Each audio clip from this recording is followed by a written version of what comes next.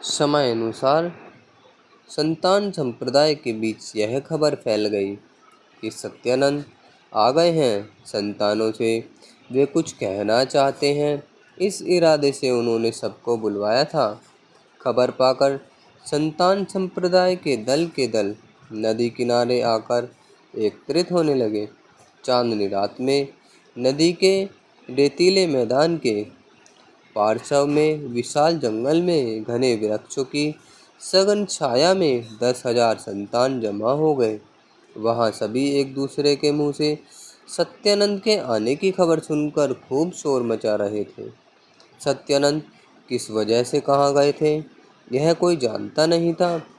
अफवाह यह थी कि वे संतानों की मंगल कामना के लिए तपस्या करने हिमालय गए हुए थे। आज सभी एक दूसरे के कानों कान बोल रहे थे, महाराज की तप सिद्धि हुई है, हमारा राज्य होगा। तभी जोरदार कोलाहल मच गया। कोई चीख कर बोला, मारो मारो, खूब मारो। कोई बोला, जय जय महाराज की जय। कोई गाने लगा, हरे मुरारे मधुकैटभ भरे। किसी ने गाया, वंदे मातरम। किसी ने कहा, भाई ऐसा दिन भी कभी नसीब में आएगा कि तुच्छ बंगाली होकर रणक्षेत्र में यह शरीर बलि पर चढ़ा दूं। कोई कह रहा था, भाई ऐसा भी दिन कभी नसीब में आएगा कि मस्जिद तोड़कर राधा माधव का मंदिर बना सकूं। कोई बोला, भाई ऐसा दिन भी कभी आएगा कि अपने धन का हम खुद उपयोग करें।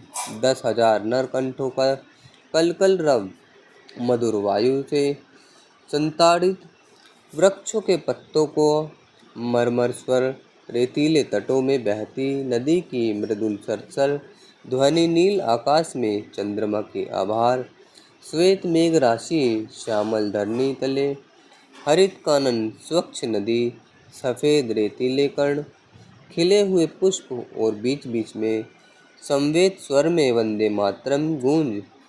सत्यानंद उपस्थित संतान मंडली वे बीच में आकर खड़े हो गए।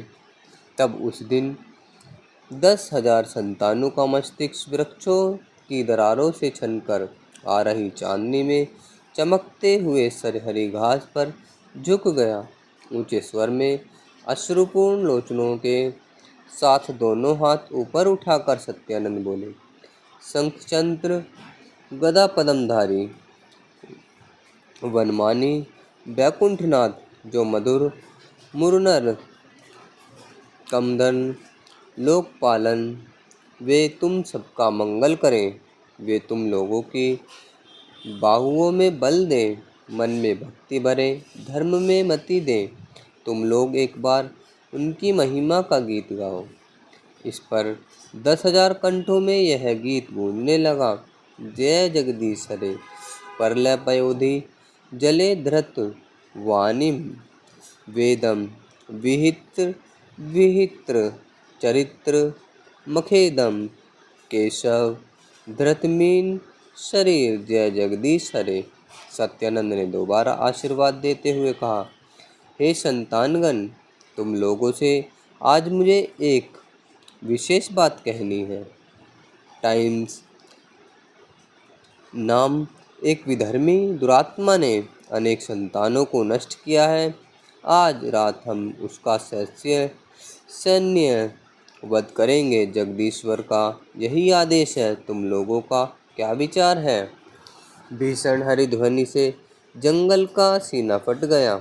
इसी समय मारेंगे कहाँ हैं वे लोग, उन्हें दिखा देंगे, चलो मारो मारो शत्रु को मारो इत्यादि आवाज़ों से दूर के पहाड़ प्रतिध्वनित होने लगे। सत्यानंद बोले, इसके लिए हमें कुछ धैर्य का सहारा लेना पड़ेगा। शत्रुओं के पास तोपें हैं, तोपों के बिना उनसे युद्ध संभव नहीं, खासतौर पर इसलिए भी कि वे लोग बड़ी वीर जाति के हैं। पदचिन्ह दुर्ग से तोपें आ रही हैं, तोपें पहुँचते ही हम युद्ध यात्रा पर रवाना हो जाएंगे। ये सब प्रोन्नति हो रहा है। चौथा प्रहर होते ही, अरे वो क्या है, धड़ाम धड़ाम धूम।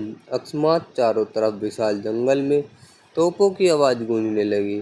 तोपें अंग्रेजों की थीं, जाल में फंसी मछलियों की तरह। कप्तान टाइम्स ने सनातन संतान संप्रदाय को इस आम्रकानन में घेर कर मार डालने की तैयारी की थी। धड़ाम धड़ाम धूम। अंग्रेजों की तोपें गरज उठी। यह आवाज़ विशाल जंगल को कांपती हुई प्रतिध्वनि होने लगी। धड़ाम धड़ाम धूम। नदी के मोड़ मोड़ से लौटकर यह ध्वनि दूर आकाश की सीमाओं से टकराकर प्रतिक्षिप्त होने लगी। धड़ाम धड़ाम धम। नदी पार के दूर स्थित जंगलों में प्रवेश करके यह आवाज़ फिर गूंजने लगी। धड़ाम धड़ाम धम। सत्यानंद ने आदेश दिया, तुम लोग देखो तोपें किसकी हैं। कई संतानें उसी वक्त घोड़ों पर सवार होकर देखने लगे, लेकिन वे जैसे ही जंगल से बाहर निकलकर कुछ दूर गए तो सावन की धाराओं की तरह गोलों की उन पर वर्षा होने लगी। वे सब लोग गोलों के आघात से अश्रु सहित मारे गए। दूर से सत्यानंद ने यह देख लिया। बोले, देखते क्या हो, ऊंचे पेड़ पर चढ़ जाओ। उनके बोलने से पहले ही जीवानंद ने पेड़ पर चढ़कर सुबह की रोशनी में सब कुछ देख लिया था।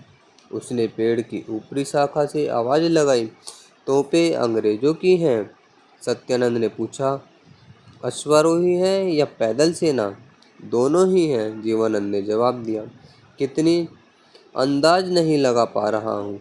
इस समय भी वे लोग जंगल की ओट से बाहर निकल रहे हैं। गोरे हैं या केवल सिपाही। गोरे हैं।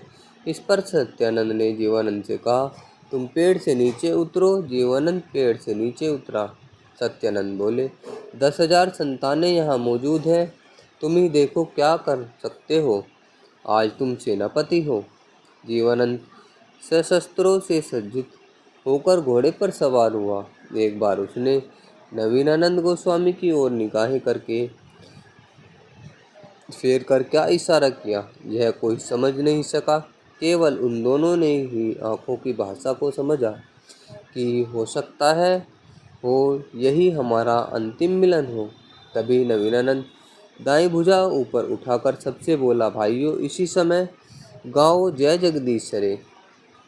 इस पर 10,000 संतानें समवेत स्वर में नदी आकाश को प्रतिध्वनि करते और तोपों के शोर को डुबोते हुए हजारों हजारों भुजाएं उठाकर गाने लगे, जय जगदीश हरे, जय जगदीश हरे। मलेच्छ निब निब निगने कलियसी करवालम।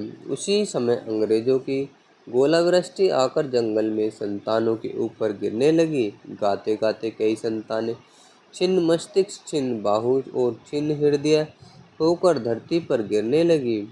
फिर भी किसी ने गीत गाना बंद नहीं किया। सभी गाने लगे, जय जगदीश हरे। गीत समाप्त होते ही एकदम से सब चुप हो गए। वह गहन जंगल, वह नदी तट, वह अनंत प्रांतर एकदम गहरी खामोशी से व्याप्त हो गया। गूंज रही थी सिर्फ वही भयानक कमानों की ध्वनि और दूर से आती हुई गोरों के संवेद शस्त्रों की झंकार, वह पद ध्वनि। सत्यानंद इस गंभीर निस्तब्धता में अत्यंत उच्च स्वर में बोले, जगदीश हरि, तुम लोगों पर कृपा करेंगे। तोपें कितनी दूर हैं। ऊपर से किसी ने जवाब दिया, इस जंगल के बहुत पास, केवल एक छोटे मैदान के उस पार। सत्यानंद ने पूछा, तुम कौन हो। ऊपर से आवाज़ आई, मैं नवीनानंद हूँ। सत्यानंद बोले, तुम लोग 10,000 संतान हो। आज तुम लोगों की ही विजय होगी। तोपें छीन लो। इस पर आगे खड़ा अश्वारोही जीवानंद बोला, आओ चलो। सारे 10,000 संतान पैदल और अश्वारोही जीवानंद के पीछे चल पड़े। पैदल संतानों के कंधे पर बंदूकें थीं, कमर में तलवारें, हाथों में भाले। जंगल से बाहर निकलते ही वे लगातार हो रही गोलावृष्टि में भिड़ गए और उन्हें छिन्न भिन्न करते लगे। अधिकांश संतानें बिना युद्ध किए ही प्राण न्योछावर करती हुई धरती पर लुढ़कने लगी। एक संतान ने जीवानंद से कहा, जीवानंद, निरर्थक प्राणी हत्या से क्या लाभ। जीवनानंद ने मुड़कर देखा, भवानंद था। जीवनानंद ने उत्तर दिया, तुम क्या कहने को कहते हो? जंगल के अंदर रहकर पेड़ों की ओट में से आप लोगों की प्राण रक्षा कर सकता हूँ, मगर खुले मैदान में तोपों के मुख से बिना तोपों के यह संतान सेना एक खंड पे टिक नहीं सकेगी। हाँ, झाड़ियों की ओट लेकर हम देर तक युद्ध कर सकते हैं। तुम ठीक कहते हो, मगर प्रभु का आदेश है कि तोपें छीननी होंगी, इसलिए हम तोपें लेने जा रहे हैं। किसकी हिम्मत की तोपें छीन सके, लेकिन छीननी ही है तो तुम हट जाओ, मैं जा रहा हूँ।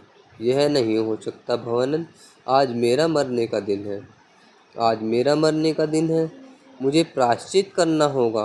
तुम निष्पाप शरीर हो, तुम्हें प्रायश्चित करने की क्या ज़रूरत? मेरा चित्त कुलसित है, मुझे ही मरना होगा। तुम रहने दो, मुझे ही जाने दो। भावानंद, तुमने क्या पाप किया है यह मैं नहीं जानता, मगर तुम्हारे रहने से संतानों का कार्योद्धार होगा।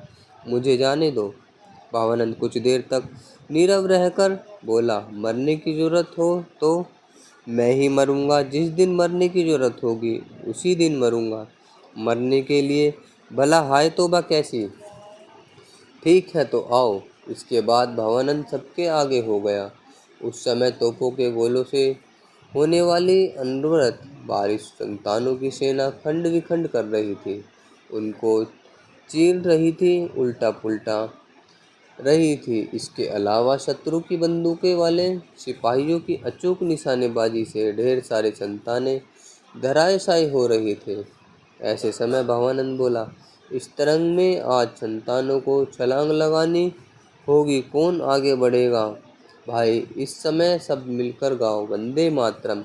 एकाएक सारी संतान सेना एक साथ समवेत स्वर में निनाद कर उठी, वंदे मातरम।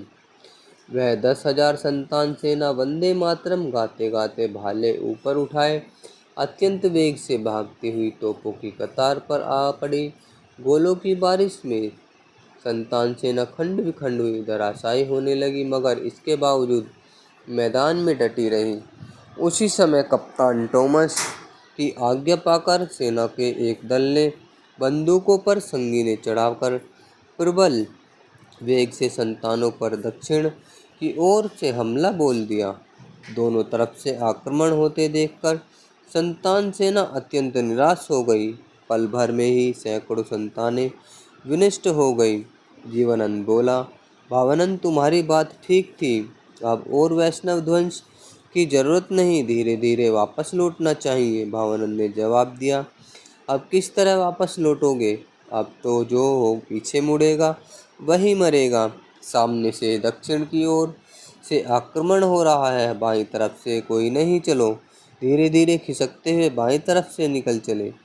निकल कर कहाँ जाओगे? उधर तो नदी है, बारिश में वह नदी भी वेग से बह रही है। क्या तुम संतान सेना को अंग्रेजों के गोलों से निकाल कर नदी के पानी में डुबाना चाहते हो? नदी पर एक पुल है, मुझे याद आ रहा है। 10,000 सेना की संतान सेना पुल पार करेगी तो वह इस कदर भीड़ जा हो जाएगी कि एक गोला पड़ते ही एक साथ ध्वंस हो जाएगी। एक काम करो, थोड़ी सी सेना तुम अपने साथ रखो। इस युद्ध में तुमने जो साहस और चतुरता दिखाई है वो तुम्हारे कौशल का परिचय है। तुम वही थोड़ी सी संतान सेना लेकर सामने से रक्षा करो। मैं तुम्हारी सेना की आड़ में बाकी बचे संतान गुनों को पुल पार करा ले जाऊंगा। तुम्हारे साथ जो रहेंगे वे निश्चित ही विनिष्ट हो जाएंगे। मेरे साथ जो रहेंगे वे बच गए तो बच पाएंगे। अच्छा, मैं ऐसा ही करता हूँ। तब भवानंद 200 संतान लेकर एक बार फिर वंदे मातरम का उच्चारण करते हुए आगे बढ़ा और अंग्रेजों की सेना पर आक्रमण कर दिया। अगले ही क्षण वहाँ घोरतर युद्ध आरंभ हो गया, मगर तोपों के मुंह के सामने भला वह छोटी सेना कब तक टिक सकती थी? धान की कटाई की तरह तोपों के आगे वे लोग धराशायी होने लगे। ऐसे समय जीवनानंद बची हुई सेना को लेकर जरा सा बाएं घुमाकर जंगल को पार कर धीरे धीरे आगे बढ़ गया। कप्तान टॉमस के सहयोगी लेफ्टिनेंट वॉटसन ने दूर से ही देखा कि एक संतान दल धीरे धीरे भागा जा रहा है, तो इस पर उसने एक दल फौजीदार सैनिकों को व एक परगना सिपाहियों को लेकर जीवनानंद का पीछा करना शुरू कर दिया। यह कप्तान टॉमस देख लिया। संतानों का एक प्रधान हिस्सा भाग रहा है। यह देखकर उसने कप्तान हे नाम के एक व्यक्ति से कहा, मैं 200-400 सिपाहियों लेकर इन भागे विद्रोहियों को निहित कर रहा हूँ। तुम तोपे व बची हुई सेना लेकर उन पर धावा बोल दो। बाईं तरफ से लेफ्टिनेंट वॉटसन जा रहे हैं, दाईं तरफ से तुम बढ़ो और चलो, और देखो आगे जाकर पुल का मुंह बंद करना होगा। ऐसा करके 3 तरफ से इनको घेरा जा सकेगा और जाल में फंसे पंछी की तरह मारा जा सकेगा। ये लोग अधिकतर पैदल सैनिक हैं, विशेषकर भागने में ही सुदक्ष, तो तुम आसानी से इन्हें पकड़ नहीं सकोगे। तुम अश्वारोहियों को जरा सी दूर रास्ते की ओट में खड़ा करके उनसे पुल के मुहाने पर खड़े होने का कहना। ऐसा हुआ तो हमारा काम सिद्ध हो जाएगा। कप्तान हे ने ऐसा ही किया। अतिदर्प में हत्या लक्ष्य है। कप्तान टॉमस ने संतानों से बेहद घृणा करते हुए 200 मात्र पैदल सेना भावानंद के साथ युद्ध के लिए रखकर बाकी कप्तान हे के साथ लड़ने के वास्ते भेज दी। चालाक भावानंद ने जब देखा कि अंग्रेजों की सारी तोपें गई और सारी सेना भी गई और जो थोड़ी बहुत बची है वह वध्य योग्य है, तो वह अपने बचे हुए दल को पुकार कर बोला, इन कुछ लोगों को मारकर हमें जीवनानंद की मदद के लिए जाना होगा। तुम लोग इस बार फिर बोलो जय जगदीश हरे। यह सुनकर अल्पसंख्यक संतान सेना जय जगदीश हरे बोलकर व्याघ्र की तरह कप्तान टॉमस की सेना पर कूद पड़ी। उस आक्रमण की उग्रता अल्पसंख्यक सेना व तेलगिनियों का दल सह नहीं पाया। वे सब विनष्ट हो गए। भावानंद ने तब खुद जाकर कप्तान टॉमस के बाल पकड़ लिए। कप्तान ने अंत तक युद्ध किया। भावानंद बोला, कप्तान साहब, तुम्हें मारूंगा नहीं। अंग्रेज हमारे शत्रु नहीं। आखिर तुम मुसलमानों के मददगार बनकर क्यों आए हो? तुम्हें प्राणदान दिए, फिलहाल तुम बंदी हो। अंग्रेजों की जीत हो, हम तुम्हारे सुहर्द हैं। कप्तान टॉमस ने भावानंद का वध करने के लिए संगीन में एक बंदूक उठाने का प्रयास किया था, किंतु भावानंद ने उसे बाघ की तरह पकड़ लिया। कप्तान टॉमस से हिला भी नहीं गया। भावानंद ने अपने साथियों से कहा, इसे बांधो। 2-3 संतानों ने आगे बढ़कर कप्तान टॉमस को बांध दिया। भावानंद बोला, इसे एक घोड़े पर बिठा दो।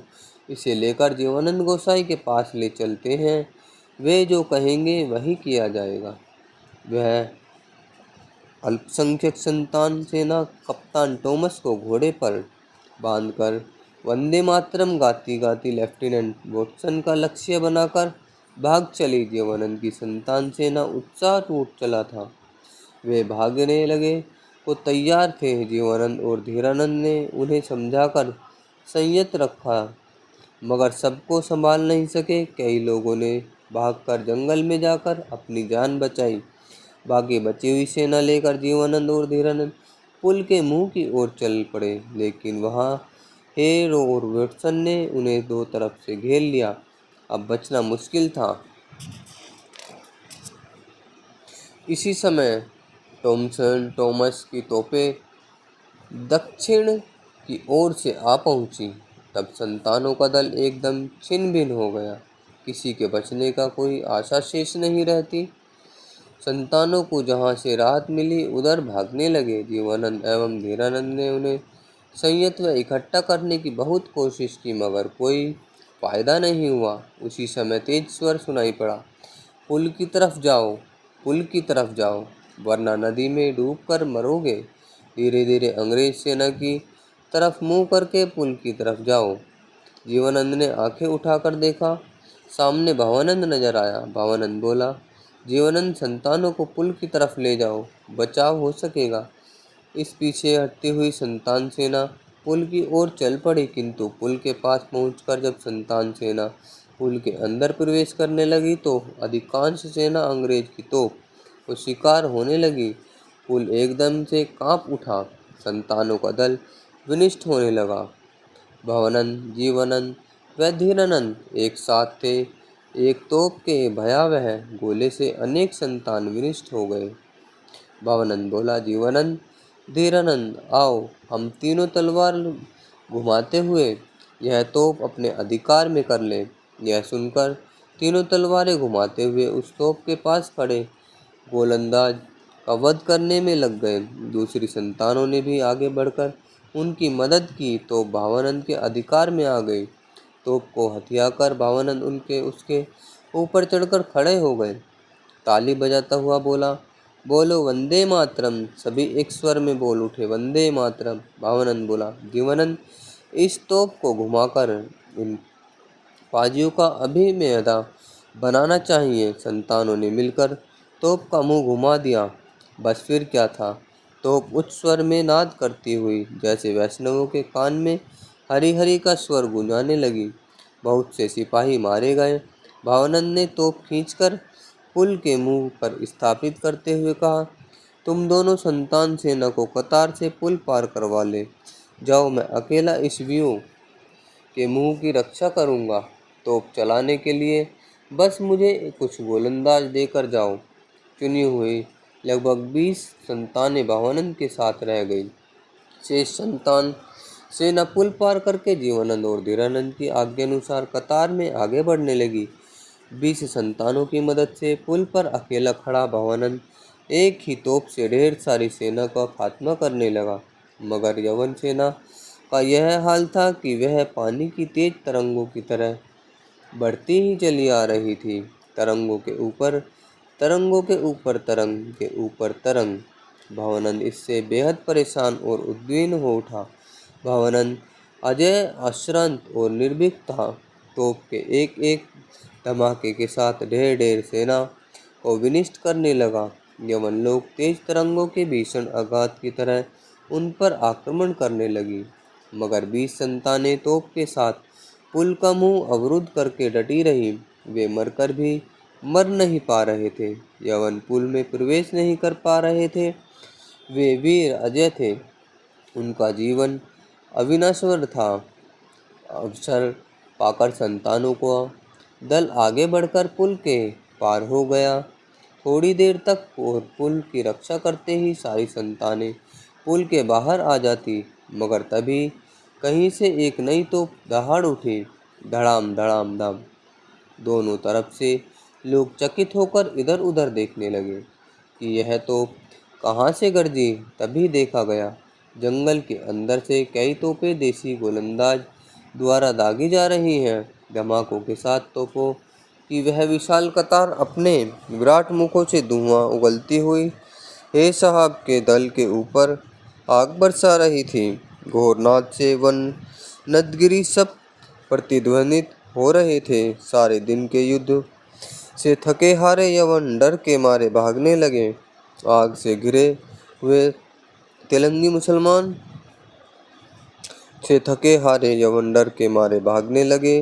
आग से घिरे हुए तेलंगी मुसलमान और हिंदुस्तानी भागने लगे। सिर्फ 2-4 गोरे वहां खड़े खड़े मरने लगे। भावानंद यह बदला हुआ रंग देख रहे थे। वह बोला, भाइयों, मोर्चा टूट रहा है, चलो एकदम से उन पर आक्रमण कर दें।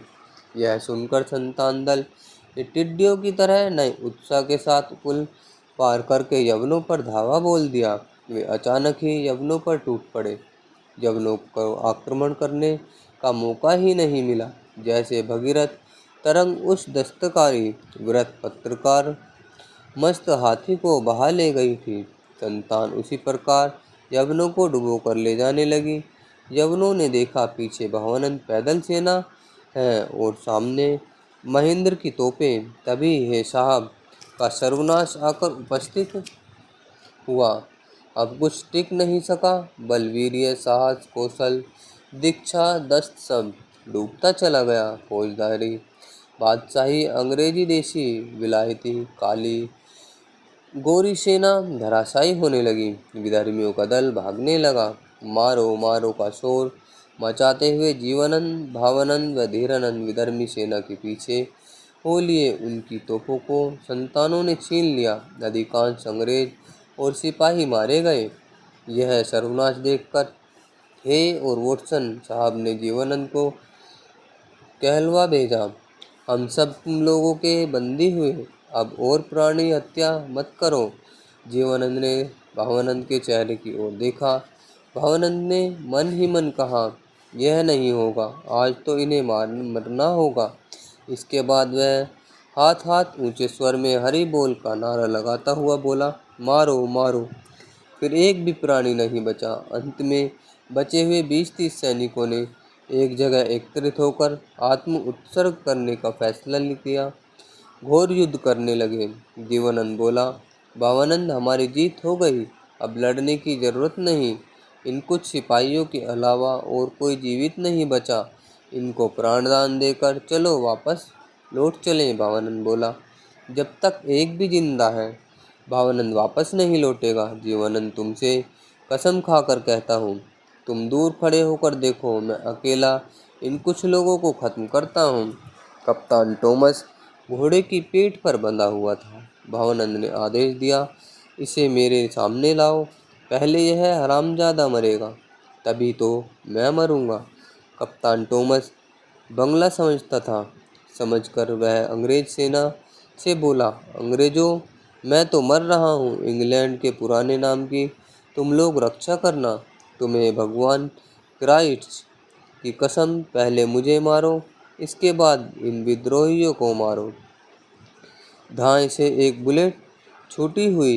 एक आयरिश ने कप्तान टॉमस का निशाना साधकर बंदूक चलाई थी। कप्तान टॉमस का ललाट फूटा और वह मारा गया। भावानंद पुकार कर बोला, हमारा ब्रह्मास्त्र व्यर्थ हो गया। कौन ऐसा पांडवों सरीखा है जो इस समय हमारी रक्षा करेगा? देखो बाणों से आहत व्याघ्र की तरह गोरे हमारे ऊपर हमलावर हो रहे हैं। मैं तो मरने के लिए आया हूँ, मेरे साथ मरना चाहे ऐसी कोई संतान है? सबसे पहले भावानंद आगे बढ़ा, उसके पीछे धीरानंद, उसके साथ साथ 10, 15, 20, 50 संतानें भी आगे बढ़ गई। भावानंद ने धीरानंद को देखकर कहा, तुम भी हमारे साथ मरने आ गए? धीरानंद ने जवाब दिया, क्यों, मरने पर क्या किसी का एकाधिकार है? यह कहते कहते उसने एक गोरे का आहत कर दिया।